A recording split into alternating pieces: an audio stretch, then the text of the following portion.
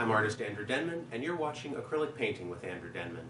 In this chapter, I'll build on some of the techniques we explored last time for painting extremely fine detail.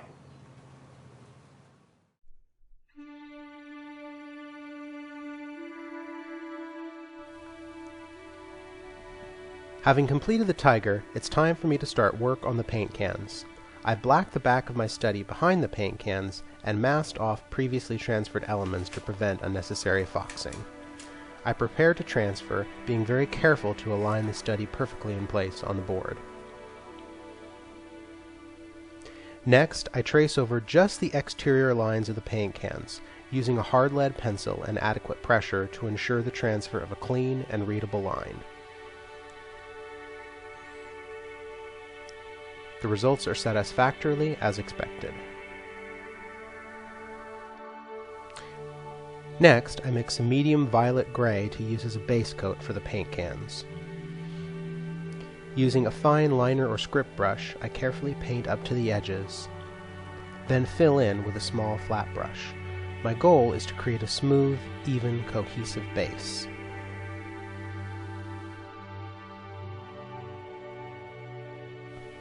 Using an ordinary pencil eraser, I carefully remove any trace of the lines of the transfer and any graphite smudges from the board.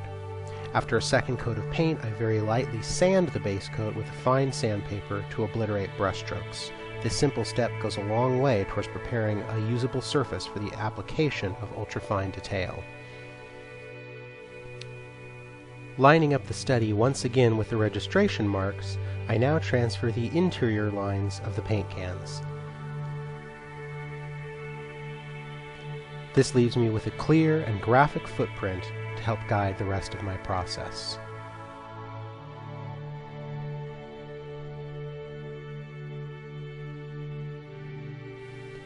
As you can see in this time lapse, the first application of paint is almost entirely focused on laying in large areas of color and value.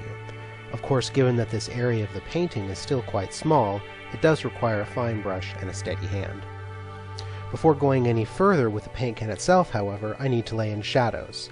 I mask the blocking in I just completed with a combination of masking tape and a Richardson Shiva liquid mask. I mix a transparent, warm gray glaze, heavily thinned with water, to lay in the placement of the cast shadow. Subtle, more opaque blendings are then applied with the liner brush. I also make an effort to re-establish the texture and color variation of the underlying ground surface to complete the illusion of shadow.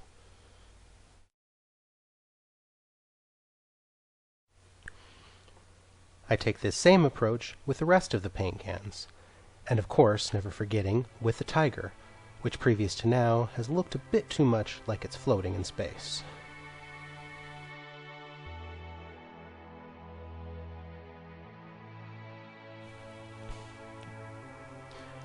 After removing the mask, it's time to make a second pass over the paint can. None of the techniques employed here are any different than those described earlier in this video series. Softening edges, wet-on-wet blending, thin glazes to adjust color and value. The only difference is that here there is little room to work, and as such the liner is used almost throughout.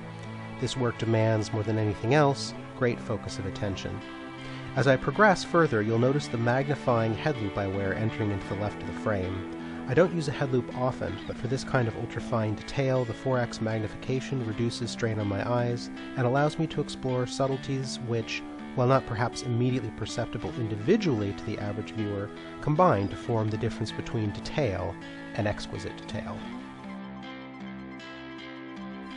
Speaking of which, here's where the detail gets ramped up a notch.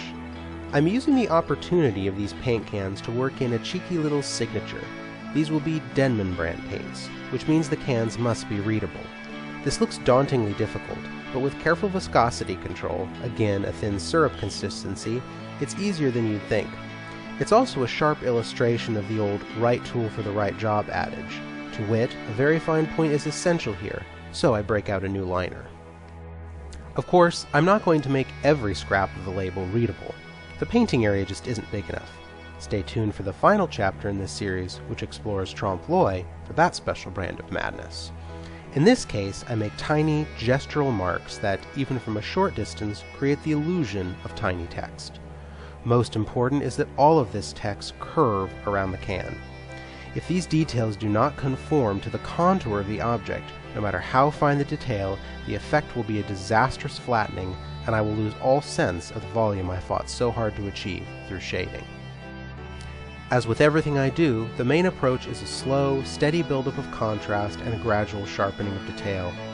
Even the seemingly haphazard smear of paint gets this careful treatment. This looks improvisational, but it's actually a painstaking interpretation of my photo references.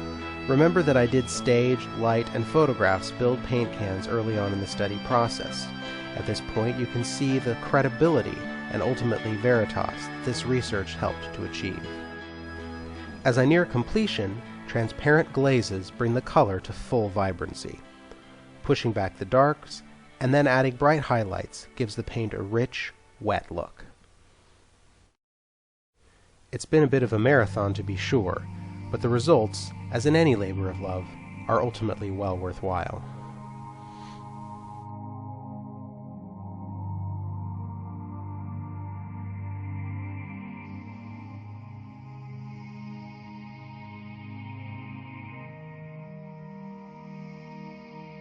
In conclusion, we've transferred from the study and laid in our basic shapes.